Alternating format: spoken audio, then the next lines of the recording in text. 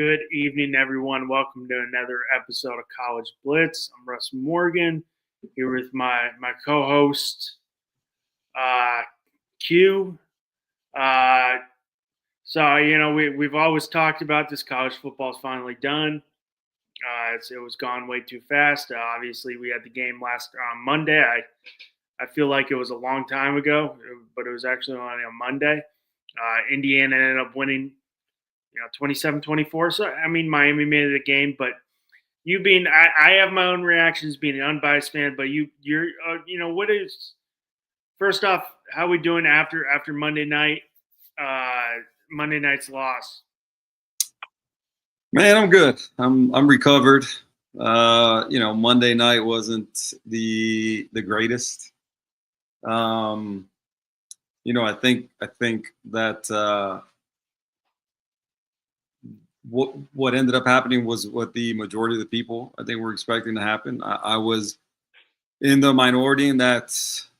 I thought Miami would win the game. Obviously, maybe me being a little bit of a homer, but I think if you really watched the game from an unbiased angle and view, I don't think that you're out of line or saying anything controversial by saying if Miami plays a cleaner game, they win that. They win the title, right? I think you're looking at a game that was that they ended up losing. They lose by, it was 6 points, I guess it was. You miss a field goal and you give up a pump block, for a touchdown, right? And so, I think the field goal miss is what it is. I think the pump block, you could a couple of different ways of looking at that. I saw some explanations where they were saying, because I in the moment that it happened, I was saying, I don't understand why Malachi Tony fielded the punt. He was inside his 5. I thought it was a mistake. And then I saw some breakdown of the play where they were saying they were setting up a trick play where I guess it looked like he was going to field it, but then throw it across the field, as a lateral, and again, the trick play was already set up, and that's why he fielded it. But obviously, they didn't really get any, they didn't get many yards on that drive, and of course, they blocked the punt where Dylan Joyce for some reason just drifts all the way into the defender after Alex Bauman misses the block. Dylan Joyce kind of drifts right and literally hands it right to the D lineman from Indiana who blocks it and then recovers it in the end zone. So again, I think when you kind of take the broad view of the game, I think it's difficult to not be disappointed, but at the same time, it's also difficult to not be optimistic and excited about the direction of the program and how far we've come since Mario got there. And what's going on in recruiting, what's going on currently in the transfer portal, that we can get to and everything. But again, man, I think so much to like when you look at the way the season went, right? You beat half the top 10. You kind of avenge a loss against Ohio State. You go to obviously before that you go to Kyle Field, beat Texas A&M. You beat Ole Miss, and in a thriller. And I think for anybody who had any doubt, when the 12-team playoff got announced, anybody who had any doubts about whether Miami belonged, I think those questions have been answered, and I think people can shut the hell up at this point. Wondering if Miami should have been in, right? I think if I've said from the jump, if Notre Dame had any gripe against anybody, I always said it should have been Alabama. I don't think Alabama should have been in, given the 3 losses, given the way they played. Leading up to, that game after getting smoked by Georgia, and then, they go in, they beat Oklahoma game 1, which, again, I don't think was a huge surprise necessarily given the way they were playing on offense, but then, they go, play Indiana in the Rose Bowl and get absolutely curb stomped. So, again, I think for all these people, that had any doubt about whether Miami belonged, I think those questions were answered, with them making the title game, didn't play a clean game. But I think, they had they done so, right, I think they would have put themselves in a position to win, title number 6. So again, all in all, man, I'm recovered from it. I'm able to look on it, in a, kind of a broad view. And I know that this season was success. It was a huge success. And I think moving forward, man, I think it's a program that's heading in the right direction, has a lot of momentum, has a right man, in charge to to possibly make another run next year again. Well, quickly before I get in the game and the Alabama stuff, because I do have a handful of Notre Dame friends and they're still going at it, which I think they rightfully so. But on the Miami stuff going forward, I think going into this year, Mario Cristobal had a lot of questions, a lot of coaching questions. You go back a couple years ago. Was it against Georgia Tech? He shouldn't have kneeled. He decided to run. They ended up losing that game. I mean, I think there was a lot of questions that he answered this year that he can, handle the big game. They went in, you beat Texas A&M at Kyle Field, which is a raucous environment. You beat Ohio State, who's defending national champ. You play a really tough game against Ole Miss and win that game. I mean, this game, like we're talking about the blocked punt was definitely a moment. Miami had nothing going in the first half.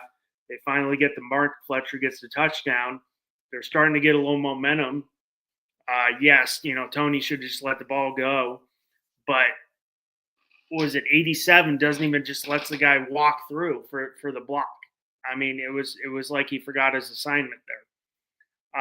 But I mean, I think that was one of my key points that I was talking, thought about Indiana. If you looked at Miami and they make some dumb mistakes. Indiana definitely is, going into the playoffs, they had 12 defensive penalties. They play a fundamentally sound team, You can't really let them, make those mistakes. And Miami definitely made those mistakes. I think going forward, we'll see what happens with the quarterback position because there's a lot of, questions going on with Darian Mensah. Who as we were, both of us were like, geez, he's getting a lot of money, but he was, we'll see if Duke lets him out.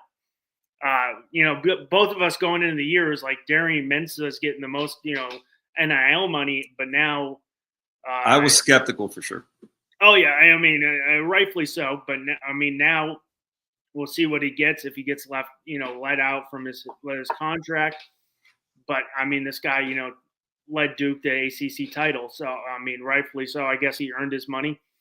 On that, I got a number of Notre Dame fans. And at first they were, question, why were we ahead of Miami all the way going up? And then right at the end, we jumped Miami.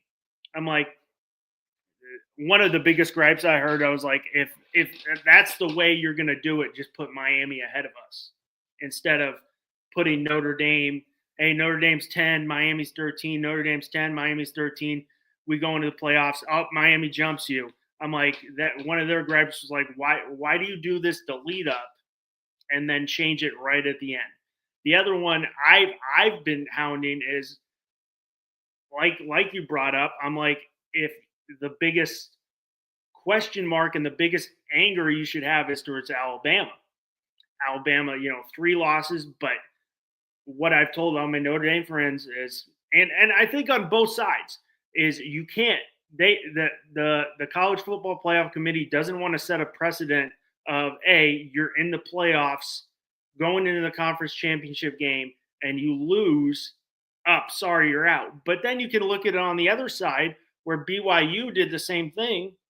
And we're in the championship game and we lost. So, I mean, there's a little bit of I get it. SEC has it's selective enforcement. It's selective enforcement because of the program involvement. That's Alabama, right? And listen, look, I'm with you to a certain extent, right? I'm not one of these people who I think you should penalize, people teams playing in the conference title game within reason. Because when you look at Alabama and their performance leading up to it, okay, they were a team with 3 losses, right? There had not been a team. Obviously, it was only the second year of the 12-team playoff, but the first team led in with 3 losses, right? And essentially they kind of backed their way into the 12-team field, right? They had not played well leading up to the selection, right? when you look at what it is they had done, they had been terrible on offense. There was a bunch of injuries.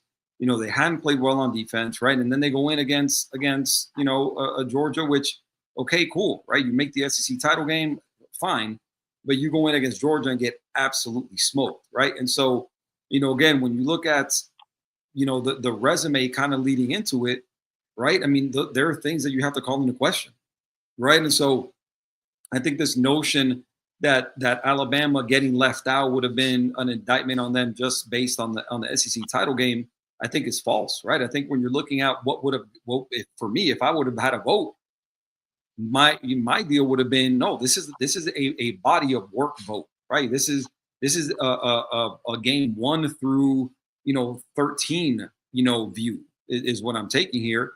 And the fact of the matter is, you hadn't played well. Ty Simpson had played like ass. The offense was not playing well, right?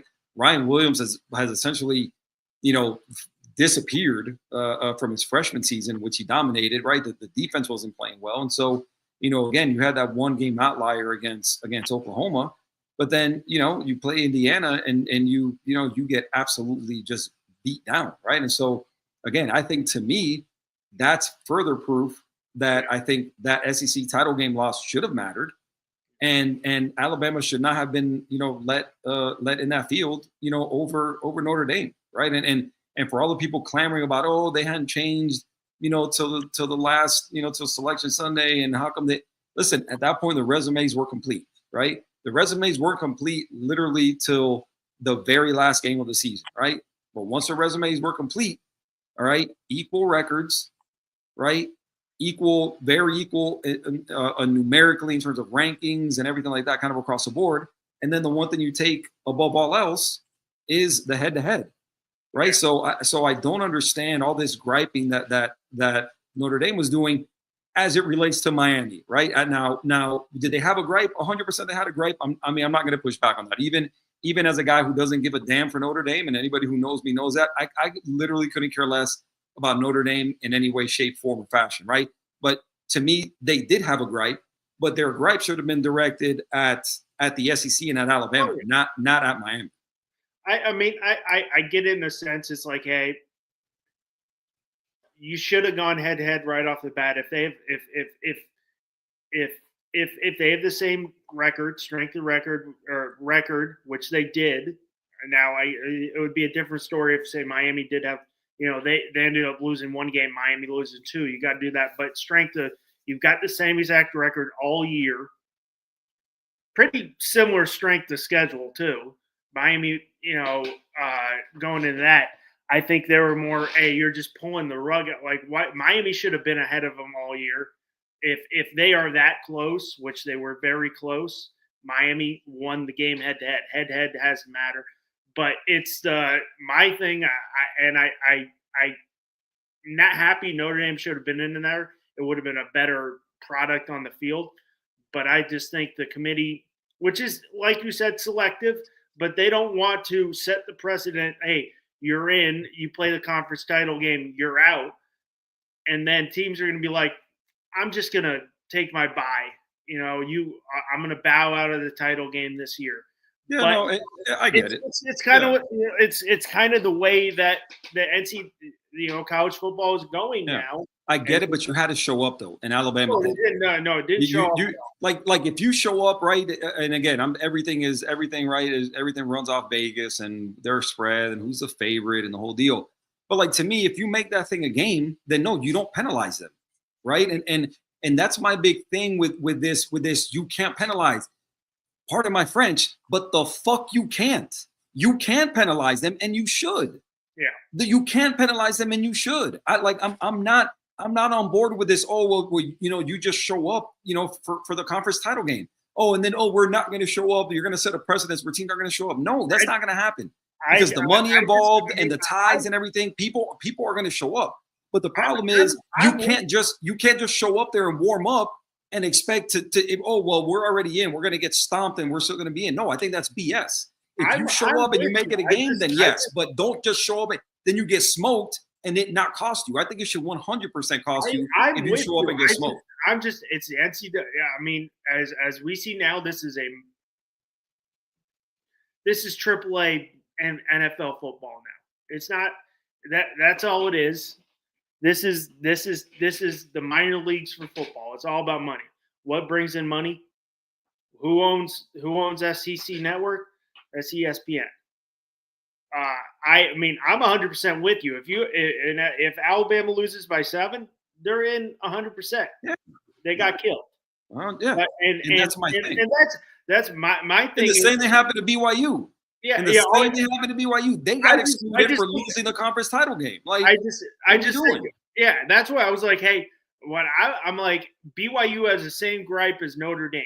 I'm like, hey, they got in, lost the conference title game. They both got their ass kicked. Yeah. So it shouldn't have mattered. It should have been Notre Dame. I see where they're coming from, but I don't agree with it. And obviously my opinion has no matter whatsoever on that. But I see where they're coming from. Like, we don't want it, but it's like you said, it's now we see it's all about money. And it's not even Carson Beck said, Carson Beck came out, guy goes, you got class on Friday? He goes, I haven't gone to class I graduated 2 years ago. Graduated, yeah. I'm like, he's not the first person to ever do that. Like, it's Carson Beck, so it's news. It's like, you realize like the guys in Indiana all graduated like 5 years ago. All those old bastards playing for Indiana. Like, none of them dudes were in class. They're all like 25 years old. But Carson Beck says it and it's news, right? Meanwhile, nobody at Indiana goes to school. Like those guys all graduated college like 5 years ago. And that's going to be ending with COVID. The COVID red shirt they gave and all that BS. Well, listen, I don't know if you saw, but now I don't know if it's a proposal or if it got approved where they're either looking to or just approved you're allowed to play in like 8 or 9 games and still maintain your red shirt. That's insane. What sense does that make? What sense does that make? How are you going to let somebody play like basically 2/3 of the season and allow them to not burn a red shirt? Dude, if I was a top prospect, if I was like on the borderline, I'd be like, hey, I'll sit out. I'll play my 8 games and sit out. I'll get some work. Of course. You could sit out the first 4 games and then still play. And I played in the national title game, but hey, I'm gonna redshirt next year. How does that make any sense? And that's just hurting like your fringe high school guys, right? But the transfer portal is hurting high school guys. Yeah. Because why would you want to spend a lot of NIL money on an unproven high school guy? Yeah, look at Indiana. Look at Indiana. Yeah, like every one of those guys, Signetti came out and said, he's like, man, look, I'm looking for production. I'm not looking for I'm looking for potential. I'm looking for production. And listen, hats off to them, man. Look, I'm not going to be one of these angry Miami fans or whatever, right? And honestly, I think hats off to the vast majority, honestly, of the Miami fan base, based on what I've seen. I think everybody, again, you're always going to have shitbag, factions of every single fan base. That is what it is. Obviously, we've seen it, whether it's pro, whether it's, college, it doesn't matter the sport. I think you're going to have just terrible, sections of fan bases. But I think by and large, the majority of the Miami fan base, I think, has looked at everything, I think, objectively, positively, right? I think everybody's looking at, how far we've come, where we're at now. And I think, are excited about, where the program is going, what Mario has done, so on and so forth. But again, I think, along with that, my hat's off to Indiana, to Curt Signetti, to the team they put together, right? I think, I don't think Fernando Mendoza, Fernando Mendoza, before the season started, if you didn't follow college football, or if you didn't follow it closely, I should say, you didn't know who the hell Fernando Mendoza was. He also played on the West Coast. Yeah, exactly. Right. Guy that was committed to Yale, flipped to Cal, 11th hour, was over there on the West Coast, playing when everybody else was sleeping. A guy who not many people knew, a guy who I saw a lot of the Miami podcasts, touting him as a possibility for Miami, and almost universally people were going, absolutely not. The hell are we talking about, Fernando Mendoza? Like, no, you know what I mean? Again, generally speaking. So, again, I think, hats off to Curt Signetti, to his staff, the coordinators, the players, everything, man, the talent,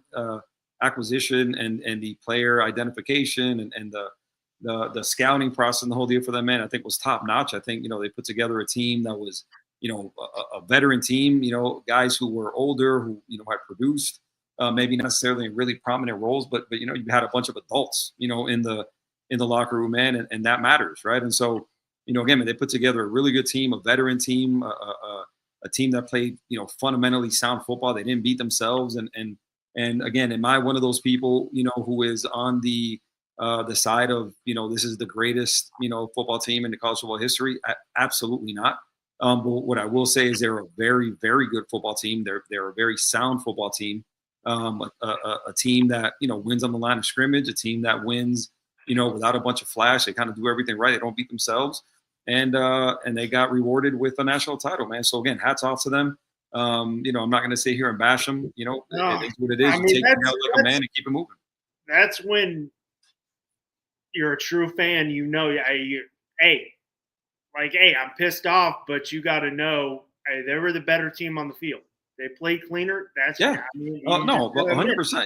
You can't deny it, right? I mean, I'm not going. I guess you can if you want to, right? I mean, you can make an argument for anything and everything, right? But I mean, again, I think going into the game, I think universally everybody recognized that for Miami to win this game, they had to play clean, right? They had to stay away from penalties. They had to stay away from self-inflicted wounds, and and they didn't, right? I think they did a good job of kind of gathering themselves and coming out in the second half and really, really taking control of the game in the second half, right? I mean, I don't know if you want to use the word dominate necessarily, but they definitely came out in the second half and Bain and Mesidor were on, Mendoza, from the word go, right? I mean, I think, they made key stops in the whole deal.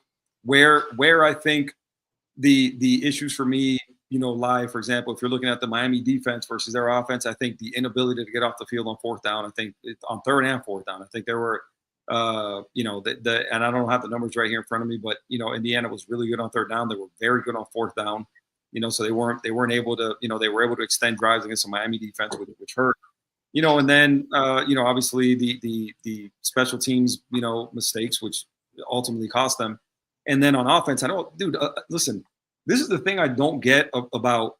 I think the Carson Beck hate has just. And I'm so glad that listen, not for Miami necessarily, because I think he was really good for Miami, but I'm glad that he just gets to move on and just go and see what happens in the NFL. Because, dude, in college, look, if that guy walked on water, they would say it's because he couldn't swim, right? It didn't matter what that guy did, what he didn't do. People were always bashing him. People were always doing everything. And where I'm going with that is when you look at the time he had back there, the Miami O-line was doing their job, right? They were giving him, generally speaking, he had a lot of time back there to make a decision and decide what he was going to do with the ball. Those receivers simply were not getting open, right? And hats off to the Indiana DBs, D'Angelo Pounds and the crew. I mean, those guys played really well. But I think it just highlights the fact that Miami next year really needs to put receivers on the field that excel on getting open. The one thing I noticed from this game to the previous game, first off on the Indiana side, minus Lacey with Ole Miss had no run. I mean, they had no running game. A&M had no running game. Ohio State had no running game. Hemby and Black definitely got the running game going. We're talking about key penalties. Before the Mendoza touchdown, they had a penalty on that would have made it a second and long. That could have ended that drive there for just a field goal instead of Mendoza running in for a touchdown. That was really big. On going into the Ole Miss game, Malachi Tony's phenomenal. He played. I mean, he was 10 for 122. But the one guy who I was thinking, hey, he's got to play big, who played big in that old, your number 2, CJ Daniels, wasn't as, He could not get open to save his life. And he was very, very key in that Ole Miss victory. Mm-hmm. And so Keelan Marion. Keelan Marion was the guy who led them in receiving. Okay. In that Ole Miss game, he's number 0. He was the one that led them in receiving yards. 6. I mean, it was basically Malachi Tony. Daniels, 4 for 62, so that's respectable, but still, Yeah, Keelan May disappeared in that Indiana game. But I mean, the Fernando Mendoza. I mean, he only 186, 16 for 27, no touchdowns. Black had 79, Hemby had 60, so they got a good 1-2 punch in the backfield. Fernando Mendoza ended with 7 carries for -8 yards, but had that massive touchdown, which I don't know if you saw. The guy Mendoza ran over to get to the end zone. I can't remember the defensive player on the Miami was the same player who knocked out Fernando Mendoza at Cal last year. I mean, like rocked his shit. Was the same as that. Like they've been showing it. Like the same guy who got run over this year, he rocked Mendoza last year. Yeah, it's about Wesley Bassane. Yeah. Yeah. I mean, Mendoza, he plays a clean game, and if he wasn't the number 1 pick going into that game, he's definitely earned it. And is definitely a guy. I've obviously I'm a Jets fan. I'm like, if there's a guy, we're not getting Fernando Mendoza. Obviously, he's going 1. But if there's a guy, any guy you'd want, whatever you think of Fernando Mendoza, what his ceiling is, or which I think he could be a good NFL quarterback. If there's any guy wanting to go to Vegas and succeed, it would be Fernando Mendoza, because he's not going to be spending time in the casino or the strip club. He's all about football. I mean, can you imagine? Can you like anybody watching? And if you disagree, tell me. Can you imagine Fernando Mendoza in a strip club? No. Like, can you imagine what that would look like? I mean, it would be like a middle schooler, at a strip club. Like that dude wouldn't know. That guy wouldn't know what to do. I mean, come on. Like, no, there's no way that guy's going to any strip club. I'm just like this guy's just pure football. So I 100%. Yeah, 100%. It's gonna fit perfect in Vegas because we've seen all what's going on with what's happened since the Raiders moved from Oakland to Las Vegas. They've hey, you've got a lot of temptations in Cincinnati there, a lot of temptations. And if there's anybody who can do it, whatever his ceiling is, whatever your comparison is, I think he's the guy who could at least succeed there because he isn't driven by the nightlife. He's driven by football. Yeah, and that's important in a place like Vegas, man. Obviously, with as many temptations as there are in Vegas, I think you definitely have to, you definitely have to go there with the right mindset, and be ready to work because if you let yourself, you can definitely get consumed there for sure, right? Oh. And so, just real quick to touch on again when we talk about what Miami did, what they could have done, and how the results would have been different. This is just some facts from the game, right? This is an opinion. This is pure fact, right? And when you look at what Miami had in their favor, right? So real quick, Mark Fletcher ran for 112 yards and 2 touchdowns, right? You know how many 100-yard rushers Indiana had given up the whole season? Zero, right? So Mark Fletcher was the first one. Malachi Toney, 110 yards and a touchdown, right? Miami was a more explosive offense, right? 6.5 yards a play versus 4.4 yards per play. Miami had 3 sacks, 6 tackles for loss. IU, 1 of each. Fernando Mendoza would throw for under 200 yards, didn't throw for a touchdown.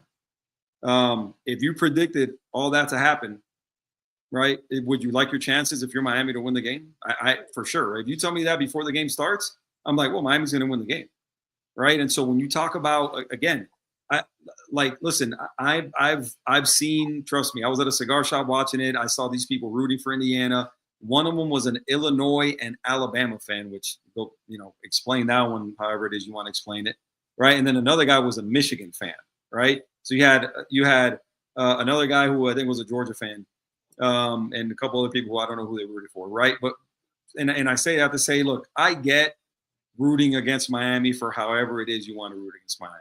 Go right ahead. I don't care. But when you sit there and look at the way the game went, if you really watch the game and you know what you're looking at, there's no way that you can realistically tell me that Miami didn't have a chance in that game. I said from the jump, the line of scrimmage was going to matter, right? And you had to play a clean game. Now, Indiana ran the ball better than I thought they could. I did not think that those running backs, I know they were good, but they weren't guys that were big or anything. That Hemby and Black weren't big dudes or anything, but they ran with way more power than I expected them to run with, right? It was impressive. I think they ran through, they broke a bunch of tackles, got into the second level. So again, hats off to them. But when you sit there and look at in a title game, which, and not to mention the fact that it's like the closest title game in I can't remember how many years, but because most title games have been blowouts. But when you look at such a close game, right, those games are won in the margins, right? Things like penalties, things like special teams, all that. And the advantage to that went to Indiana, right? Not to mention the fact that they were better on fourth down and that kind of thing. But, again, when you look at those facts that I just mentioned, then you look at what special teams did, right? And again, Miami could have won that game. They could have won that game. Like, so this notion that, Miami didn't belong or, they got dominated. None of that could be further from the truth, right? They deserve to be there. They showed they deserve to be there, and they had a chance all the way till the end with that, just the miscommunication between Carson Beck and Keelan Marion. But again, they were driving down the field, and again, obviously that's going to go on Beck, but things I've seen are Keelan Marion ran the wrong route or something like that. He had Keelan Marion had kind of cleared out, and I think he had Malachi Tony about to kind of cut across the the field, which I think that was probably the read, but he threw it. And, listen, man, that's the game. But in the end, don't let anybody tell you that Miami didn't belong on that field, because that couldn't be further from the truth. Oh, no. I think Indiana earned it. I'm with you. I mean, Miami probably had one of the toughest routes to get there. You have to go to A&M, you have to play Ohio State, you have to play Ole Miss, and they probably have one of the toughest routes. But it's definitely, I think we were both on the same page. It's the line of scrimmage, and we both talked about Miami's got to play a clean game because as you see, Indiana doesn't make a lot of mistakes with penalties, and that was Miami's was able to overcome that in other games. And it was just a little too much. Yes, the kicker definitely missing the field goal would have made it a lot more interesting at the end if it's 27-24. But I mean, the special teams, you can't really make the little things in those games, and especially playing a team like Indiana, it's the little things that are going to get you. And the special teams, giving up a punt block for a touchdown. Was Miami had some momentum. You had Mark Fletcher just ripped off a big touchdown run. Miami had some momentum going when they had nothing in the first half. They finally had some momentum that kind of switched it.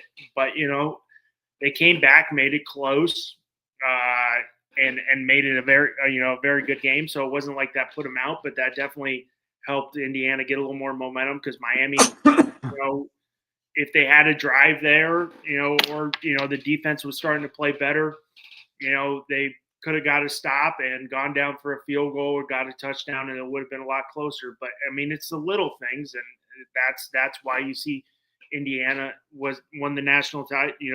First time ever, obviously, and Big Ten title since I don't even know what it was, and insane number for them, but it was the little things, and I'm with you. I mean, they earned the right to be there. We'll see what they do next year because I mean, you're losing your quarterback, which we all know the quarterback's the most important position on the field. Even though I do think the offensive line, you could have a great quarterback, but if you got a shit offensive line, it doesn't really matter. But I mean, and I'm sure you've heard it, the one common in all Miami's losses this year, they all lost by 6, and they all ended with a Carson Beck interception. Yeah, so I mean, I can't. Yeah, I mean, it's just like ironic. You can't blame Beck for everything. I think he proved that he can do it outside. He's good enough to play outside of Georgia. Which was probably one of the big, it's Georgia's they're so great. He proved he can do it. Will he be a first-round pick? Probably not, but it is a crap, quarterback class. So who knows? And we all know quarterbacks fly up the board. But he's proved he can definitely be a serviceable quarterback or a backup, definitely a backup. But he's proven he can definitely play. You listen, man. The win-loss record in a conference like the SEC, right? And then again, the biggest thing, even aside from that, right? Because obviously a lot of that has to do with the team and the roster and the whole deal. But again, man, everything is how do you translate to the next level, right? How do you project to the next level? And again, man, you're going on measurables, right? This is a guy who's not a little dude, right? I think Carson Beck is every bit of 6'4", probably 230 pounds. He's a guy who isn't an elite athlete necessarily, right? But a guy who was a baseball player in high school, was committed to the University of Florida on a baseball scholarship, right? So wasn't a center fielder or anything, but he was a third baseman, right? But again, a guy who played, who played more than just football. Those guys always translate well for some reason. Anybody who plays more than one sport, but again, a guy who is an athlete, right? A guy who isn't. He's not an elite athlete at the quarterback position, but I think a guy who's got mobility. He showed that in the Ole Miss game and at various times throughout the season. So he's not a statue. And so again, he's obviously not Lamar, right? But again, a guy who's got the size, who's got an NFL arm. I think a guy who, I think there's some things that maybe need to be coached out of him. But again, a guy with the measurables and the resume, that is more than adequate to be taken in possibly day 2 of the draft, right? Depending on what this class breaks down like, and obviously a class that a quarterback class that is not heavy with a bunch of impressive names at the quarterback position. So that'll probably suit him well. I think you can make the argument that he's the the third quarterback, fourth quarterback in this class. Who knows? I mean, let's see where that gets him. But again, if you sit there and compare him to a lot of these guys who were projected to be first round pick 1, right, and top of the first round type guys, Nussmeier, Aller, Klubnik. Listen, I'm not trying to be a homer here. I would take, as an NFL prospect, I would take Carson Beck over any one of those 3 guys, right, and many other ones that are going to be in the draft. So again, I think I take him over Klubnik and Aller. And you can talk to Bob about that. I never been a fan of Drew Aller. I think Nussmeier is probably has some ability. There's that he needs to just to get there, but also no for me on Klubnik or Drew Aller. I'm not a fan of Drew Aller. Yeah. I get it. He's mad. He's 6'5". He's got an NFL arm. I'm like, I've seen enough. I don't watch. I'm sorry. When I watch the NFL, I watch college football. When I'm evaluating a prospect, I'm watching the game. I'm not going on YouTube and watching clips of his. I'm watching, like, how is this guy doing in live action? Drew Aller doesn't get it done for me. Yeah, but Drew Aller's trash. Amen. I definitely think he's a day 2 prospect. Yeah, I mean, with this class, he's definitely the 3rd or 4th best quarterback. 4th rated quarterback. I don't know if 4th best. I think there's a lot of conversation with the class where who's going to be that number 2? Is it going to be Ty Simpson? But is Trinidad Chambliss going to be in there? I definitely think he's in that 3rd or 4th ranked quarterback range. I think Ty Simpson's going to get pushed up. Please don't take him at 16. He could have quarterbacked the New York Jets this year. We had Brady Cook half the year as our quarterback. You telling me Carson Beck's not better than Brady Cook? My money would be on Carson Beck. Oh, 100%. Yeah, I think Carson Beck with the right coaching staff and in the right system, man. I think that guy has a chance, to do something in the NFL. Right? Again, is he elite? No, I don't think he's elite. I think the measurables are really good. I think he's got an NFL arm. I think he's definitely got some stuff to clean up, man. But listen, there's been way worse quarterback prospects, drafted higher than where he's going to go, right? Yeah. So again, we'll see how. Hopefully he'll be, either at the Senior Bowl, Senior Bowl or what's the other one? The Shrine Bowl or something. Either one of those, man. Hopefully he goes there, shows out really well, tests well, and and hopefully he's got a chance to go possibly day 2, right? But again, I think you can do a lot worse as a prospect than Carson Beck. Yeah. And we've hit the game. Congratulations to Indiana, but I mean now we're looking. Now we're seeing. I mean, this transfer portal is nuts, insane, and obviously now the dust is settled. But now you had the Washington guy. I can't remember his name.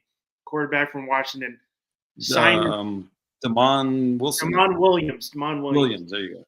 He signed his deal with Washington, then opted out, and then realized, they're going to hold him to his contract. He ends up going back to Washington. But obviously now the big question is, and Miami's right there in the middle of it, which is with Darian Mensah.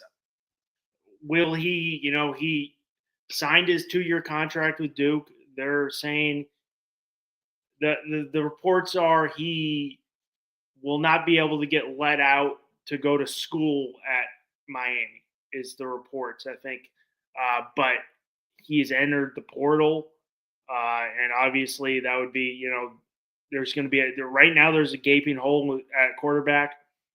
Yes, you're going to lose a Ruben Bain who could easily be, go anywhere from 2 to 4 in the NFL draft, which I'm happy. A little of the NFL talk, me being a Jets fan, we need a quarterback. I get it. We need a quarterback, but if you do your research, guys who have 20 starts or less, and Ty Simpson is right there, don't succeed in the NFL. And Dante Moore's got 20 starts. So I'm like, the Jets would have probably took him. I mean, it would have been nice if he was in the draft. Jets maybe would have finally made a smart move and trade down to get more assets. But the Jets probably would have took him because that's what we do, force the pick. I'm like, hey, good, go back to college now. We can get a Arvell Reese or Caleb Downs or Ruben Bain or David Bailey from Texas Tech. Because I'm like, okay, let's make the smart decision, not just force the quarterback. Because you see, if 20 starts or less, I mean, you see it right now with Anthony Richardson. Yes, he can't stay healthy, but when he was in the game, he can't process the information. I mean, now we did have one quarterback with the Jets who does, Mark Sanchez, who had 16 starts, and you can shit on him all you want, but this is the first year in the AFC it hasn't featured the Patriot or I can't remember. There's another team. It's not the Patriots. It's featured Chiefs, and somebody else, and the Jets. So it's probably Bills, Chiefs. Who else that it hasn't featured? It was. This is the first year it has the AFC Championship game won't feature. It's featured. It's always had Mahomes, Brady, or Mark Sanchez since like 2009. Oh wow. Mark Sanchez. I'm sorry. Hey, he's got more playoff wins than all you Cowboys fans. Mark Sanchez got more playoff wins than you. Yeah. 30 years. Yes, he does. And definitely has more conference championship appearances than the Cowboys, who haven't appeared in one in like 30 years. So. Yeah. Once Jimmy Johnson left, you haven't really been back. All you Dolphins fans, you can shit on him because of one play, but hey, I get it. That one play, ruined everything. I knew he was never, like, they tried to make him into something he was not. He was never going to be a top 10 quarterback who was going to dominate. But one play kind of just defined his career. And I don't even need to dignify the name for it. But, I mean, he was 4-2 in the playoffs and, 2 back-to-back AFC championship games.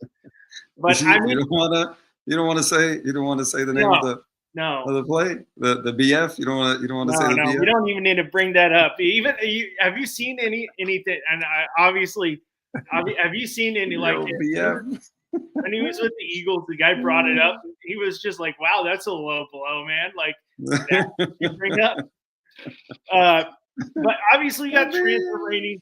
Yeah, yeah. We got transfers, but also no surprise. ESPN already throws out their early 2026 rankings, which had featured Texas very high again.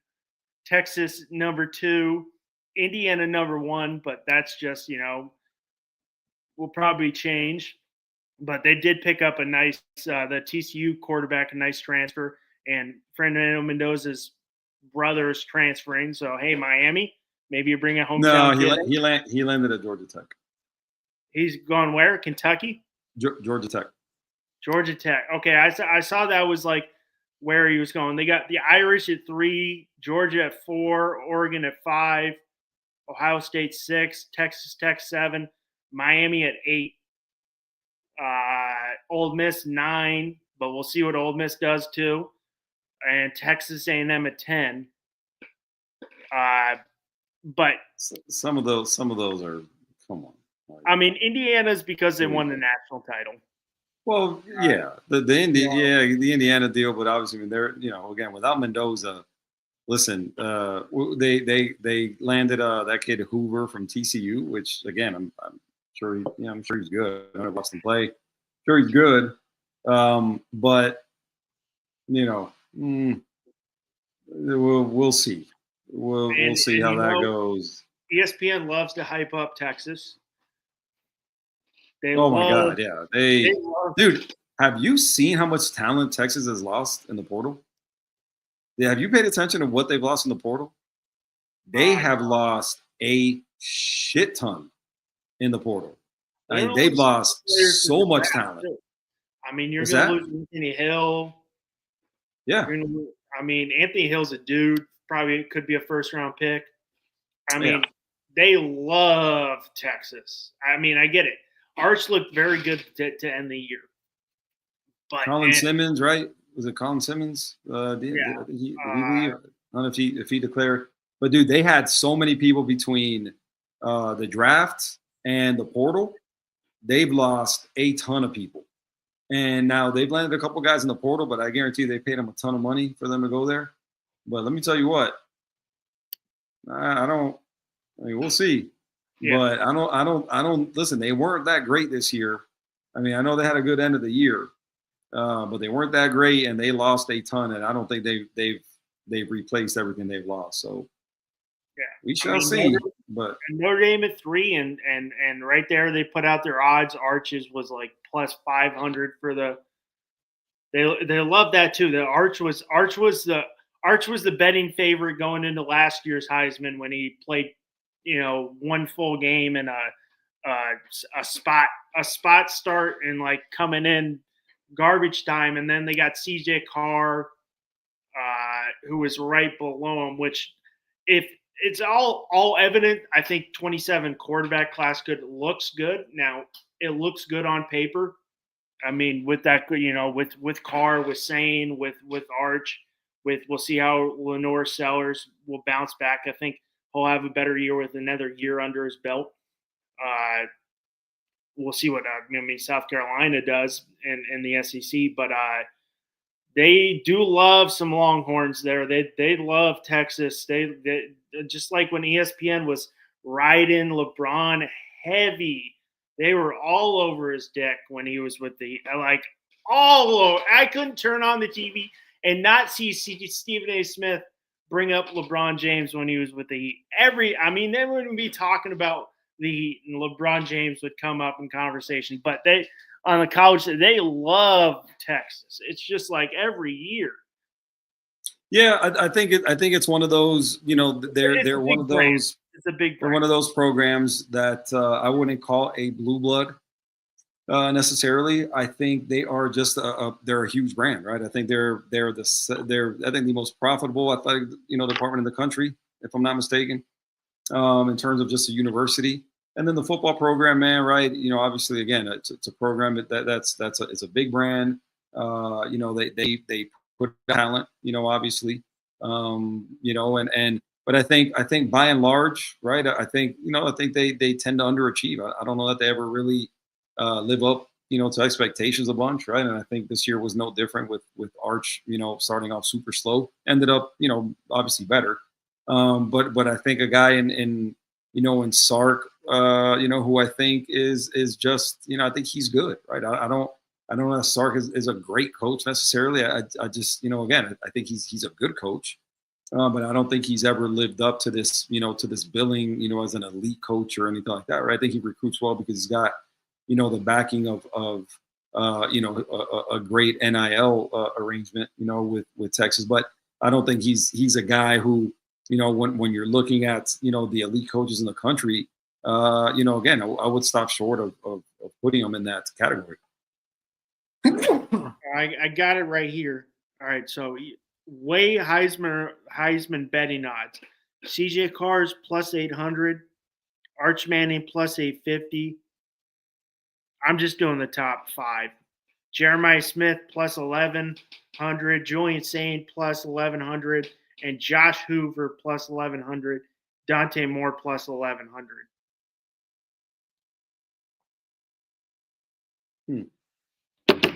Yeah, I mean, again, early on, I would put Arch up there. I would put Dante Moore there. Yeah. But I think those would probably be my top 2, without a doubt. As we're wrapping, unfortunately, we don't like to say it, but we wrapped up the 25 season, and we do want to hit on what's going on with Darian Mensah, because it is a telenovela over there with what's going on with Mensah. What is your Q? What is your opinion with what's going with Mensah? Do you think he ends up getting let out from his contract with Duke to pursue other options, which it sounds like he's going to pursue? Miami's going to be where he wants to go. Yeah, I think ultimately it's what's going to happen. I think if you look around at what everybody's saying, the opinions kind of coming out. I think the big thing for them, obviously, again, you start with the fact that for Duke, it kind of sucks that now the portal's closed, right? I think there's still some quarterbacks that are in the portal. Obviously, I don't think any of them are as good as Darian Mensah. Darian Mensah obviously is a guy who didn't start off great, but when it was all said and done, right, quarterbacks, the Duke Blue Devils to the ACC title, he put up great numbers. He was really the only quarterback ahead of him in terms of yards and touchdowns. That was Fernando Mendoza, right? I think he was second in both categories, if I'm not mistaken. Big time quarterback, man, and obviously Duke paid big time money to get him, right? They were giving him, it was a 2-year $8 million deal, right? $4 million per. And when you look at the situation, obviously it sucks for Duke because of the timing of the portal, and now with him being gone, obviously they're going to have a tough time replacing him, right? And so I think they were kind of connected to DJ Lagway, but ultimately he ended up at Baylor. And then again, you look at if you hear the reports, right, Mensah had not been on campus since the ACC title game. He had been in Florida working out. He hadn't enrolled in school, and so again, I think if you're kind of reading the tea leaves, if you're Duke and you're looking at this and you're going, okay, well, he hasn't been on campus since, he hasn't enrolled in class, which he needed to. I don't know that this should be a huge surprise really to anybody, especially not Duke, right? If you're keeping tabs on everything, right? You have your OC, your whoever their quarterback's coach is, if they're separate people. Analysts, grad assistants, whoever it is that he's got, relationships with. Obviously, Manny Diaz, I would imagine, we're at the top of that list. Hearing, that he's down in Florida working out, he's not enrolling in school, right? The deadline passed to enroll in school. I think the writing should be on the wall, right, at this point. So I don't know, why it was a surprise to them that that this is the way things ended. But along with that, I think Duke, the big thing for them is recouping that money, right? And so if you're looking at what the precedence here is now, again, it's a new precedence, but the linebacker from Ole Miss that just committed to LSU, Prince Will, and his name is a tough one. Ulu Maneum or something like that. He committed to LSU, and what LSU agreed to do was pay, what they had already given him in NIL. And so essentially that got worked into, the NIL package, right? And so they accounted for having to buy him out of the Ole Miss agreement. So I think they gave him like $1.5 million, and I think 500 of it went to pay off Ole Miss, and then $1 million went to him. And so I think moving forward, I think that's probably what you're going to start to see, for some of these deals, which, again, if you look at it again, I think as a Miami fan, I'm ecstatic that more than likely it's going to be Darian Mensah as a starting quarterback in 26. But, wouldn't have said that before 25 season. No, yeah, because I just wasn't a fan. I was not a fan. I was very skeptical of the player and the money that Duke gave him. But listen, man, I heard somebody say the other day, listen, man, the same way you lose them, the same way you gain them, right? And nobody can tell me that Duke didn't tamper with Darian Mensah, because literally the portal opened, and 10 minutes after the portal opened, he was committed to Duke, and they were announcing the deal, right? So. This whole notion of tampering the whole deal, listen, it's not something that NCAA is going to be able to enforce. They've already proven that. There's been people that come forward with text messages and emails and the whole deal, and they still can't do anything, right? Because they have no subpoena power.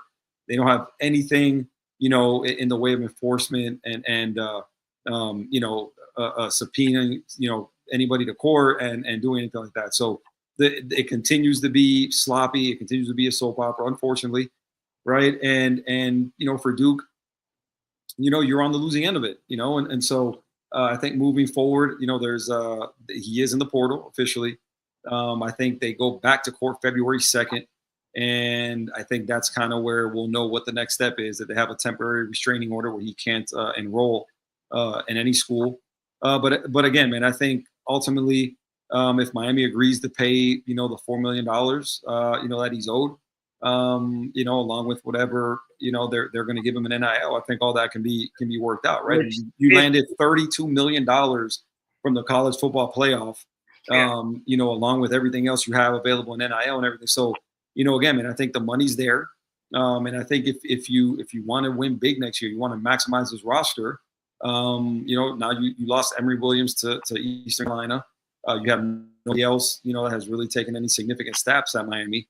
I think I know a lot of people are clamoring for, we need to develop a quarterback. Listen, what we need to do is win, and anybody who's not for that, anybody who's not moving in that same direction, they'll let them transfer. Well, the way we've had this is year 2 of the college football playoff. What has been the common factor in both teams that made the final? It's always a transfer quarterback. Transfer quarterbacks, right? It's always a transfer quarterback. Will Howard, Fernando Mendoza, Carson Beck. They're all. I mean, and we Trinidad Chambliss, so, right? I think the only quarterback, and I know for sure there's one. Gunnar Stockton wasn't a transfer, but if you're looking at everywhere else, again, look at Oregon. Dante Moore was a transfer. James Madison had a transfer. You're looking around at all these schools, who got in. The common denominator is damn near everybody had a transfer quarterback. That's just the way it is. Of the 13 quarterbacks drafted last year in the NFL, 12 of them were transfers, right? And so that's the new way. That's the new lay of the land. That's just how it goes. So paying a ton of money for these high school quarterbacks doesn't really make sense for most people, right? Because the fact of the matter is that more than likely they're going to transfer, right? The big money is in a transfer quarterback, but not a high school quarterback, right? Are they going to get paid? Yeah, you pay them, especially, your 5-star kids and everything. But the big money is going to transfer quarterbacks, and that's, I think, the schools with big time title aspirations. I think that's by and large the way that it's going to continue to be for the foreseeable future. Now, if things kind of even out, if some kind of cap is put in place and everything like that, then who knows? Maybe things change. But as it stands now, the teams that are willing to go and spend big on transfer quarterbacks are going to have the best chance to win the title. Yep. That's just how it goes. And they're going to have holes. I mean, Indiana's going to have a lot more holes than Miami. Indiana's losing a lot of players with which both guys on the outside, you're losing your quarterback. That's enough. But on the defensive side, Miami's going to lose Akeem Mesidor. They're going to lose Ruben Bain. which are wreckers up front there. Because if Mesidor probably put himself in conversation for a first round draft, being a first round pick in the draft after his performance in the college football playoff. Bain, obviously, he's going to should be a top 5 pick. I mean, he could fall to 6, but he definitely will be a top 10 pick, if not a top 5. I would be shocked if he's not. Oh yeah, I mean, I think he goes anywhere from 2 to 4, 2 to 5, possibly, but 2 to 4, I see. It's if he gets past the Jets, I think it would be the Titans, because I don't give a for me. I take any of them. I like Ruben Bain a lot. I take Ruben Bain in a heartbeat. I don't give a shit about his shorter arms that everybody complains about. That his arms aren't as long. I mean, like, it really didn't matter. He got to the quarterback with those short ass arms, and all year. So elite strength and athleticism and technique and all. That's what people should be paying attention to. Because I'm seeing a whole bunch of like Arvell Reese going, number 2 overall, and it's like, okay, I mean, cool.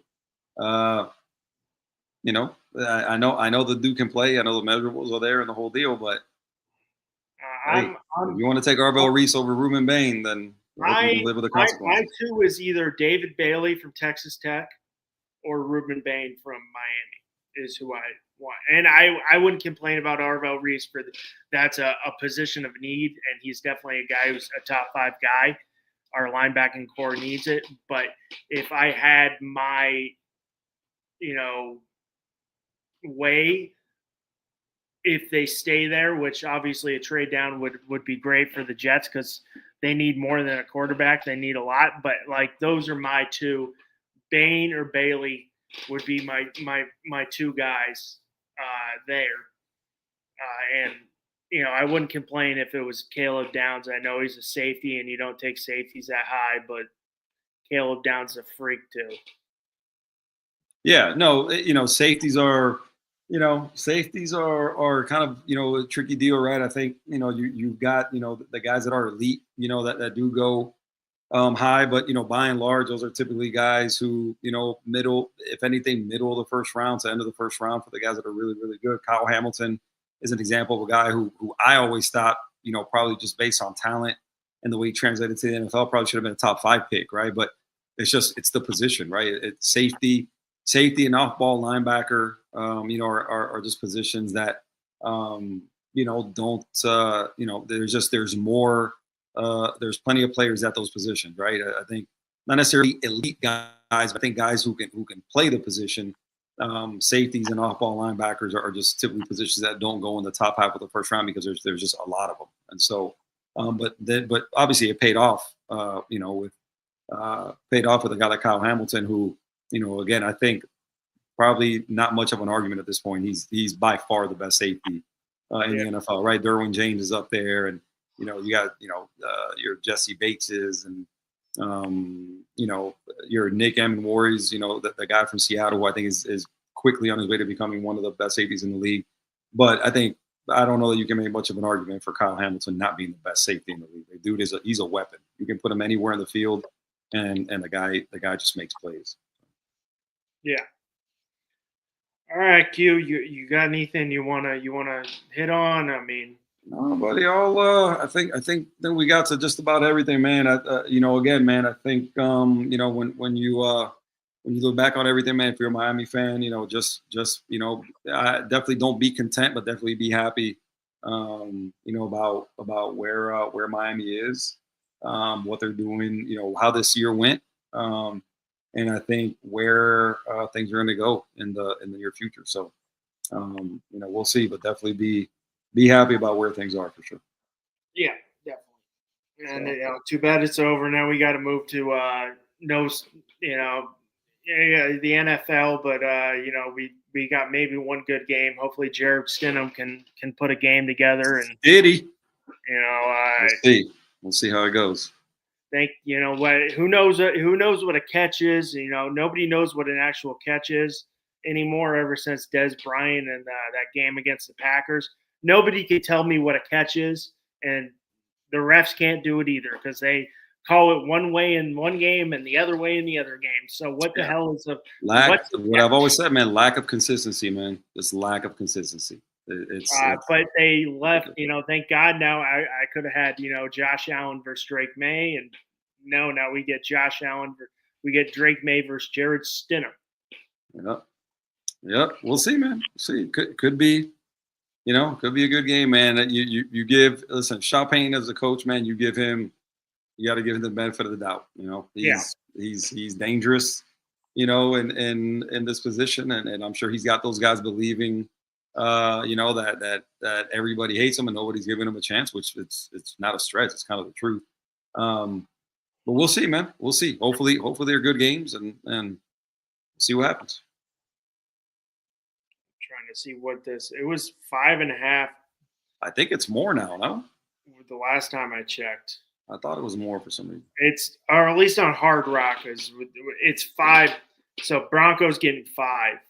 Okay. I don't know why I thought it was more. I thought it was like 7.5 or something. I don't know. That's just Hard Rock. That's all we can use here in Florida. But, other states it's legal. Like Nashville, it's the Wild Wild West. You can use whatever you want. Yeah. Georgia, you can't use shit. So. Yeah, man.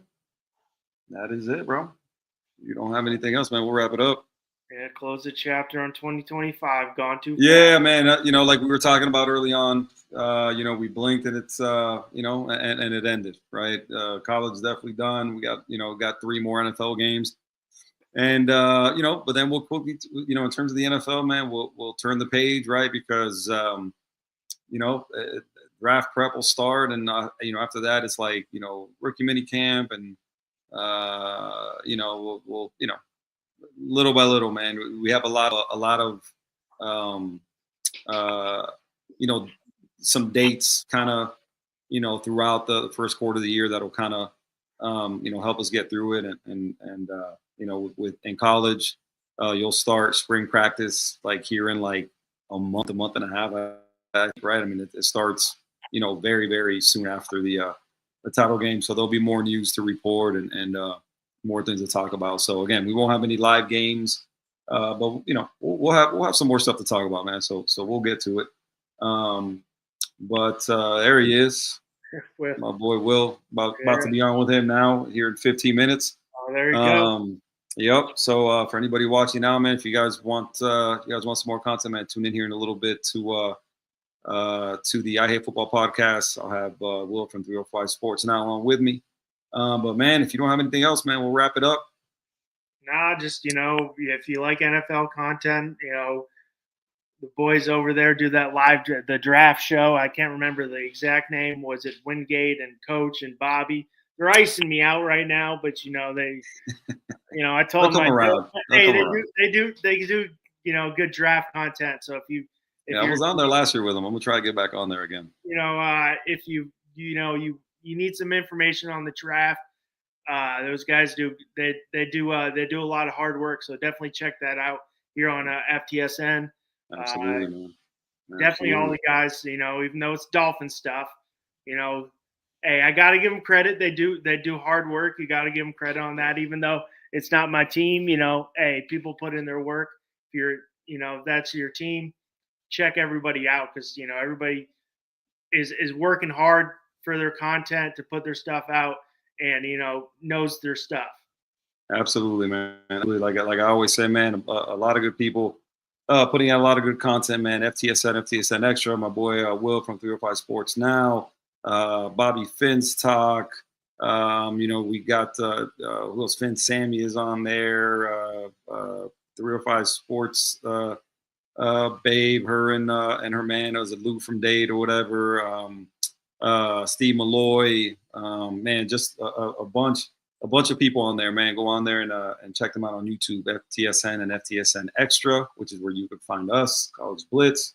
If you don't have nothing else, man, don't forget about me and my boy Russ on the On Deck podcast. Exactly. If you want some good baseball coverage. On deck, yeah, Wednesday nights. But we're trying to get, and you're more than welcome to jump in if you want. But we got the World Baseball Classic coming up, and I teased it on my show. So I'm trying to get a time together where we do a little preview. It's going to be me, Finn Sammy, who's from Puerto Rico, Alex, who's obviously Cuban American, and then Finn Stanza, he's from Canada, and then myself. So I'm trying to get a little preview going, a little heated because all three of those teams are playing in San Juan too. Oh wow, Cuba, very cool. Puerto Rico and Canada playing San Juan. So man, you got some loaded rosters, man. That Venezuela roster's loaded. The Dominican roster's loaded. The Puerto Rican roster's loaded. Obviously, the U.S. roster, like you got, there's some teams, there's some heavy hitters, man. Some heavy hitters. It's gonna be loaded. It's gonna be a hell of a tournament, man. It's gonna be a hell of a tournament for sure. Yeah, it's gonna be fun. But you're obviously, I know you're not a huge baseball guy, but you're obviously more than welcome to jump in if you'd like to. No doubt, man. No doubt. Yeah, keep me posted on it, man. See what we can get figured out. So yeah, man, that's it. Yeah, hey, Q, you're Colombian, right? My family's Colombian. I was born in Miami, but my family's Colombian. Okay, well that makes sense. But I mean, Colombia's in there too.